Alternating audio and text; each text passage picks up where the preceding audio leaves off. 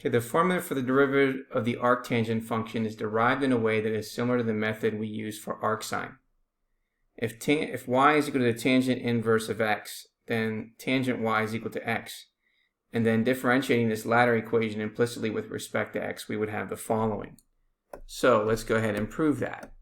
So if we know that the tangent inverse of x is equal to y, and we know that pi x is going to be in between negative pi over 2 and pi over 2, then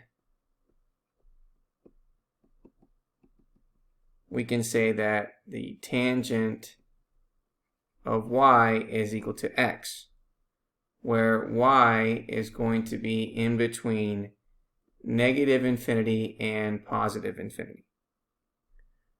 So what we want to do is we want to find the derivative implicitly of the tangent y, which is equal to x. Well, the derivative of the tangent of y is secant squared y times y prime, which is equal to the derivative of x, which is 1. Okay, and so if we want to solve for y prime, then y prime is going to equal 1 divided by the secant squared of y. Okay, and so recall that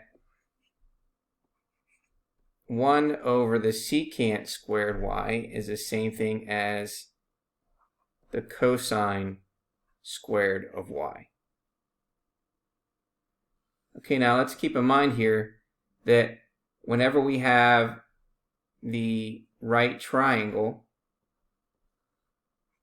which was the tangent of y of x, well, if y is the angle, when we're talking about the tangent of y, which is equal to x, okay, that tells us that the value of here is 1, this is x, right?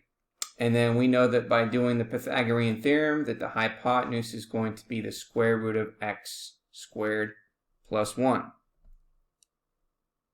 So what do we know about the cosine in this scenario? Well, the cosine of y is going to be the value of 1 over the square root of x squared plus 1. So we're going to bring back that into step number 6 and then replace the cosine of y to be 1 over the square root of x squared plus 1, and then we're going to square that. So now when we square that, we get y prime, which is equal to 1 over, when you square the square root, then what's left is x squared plus 1 in the denominator.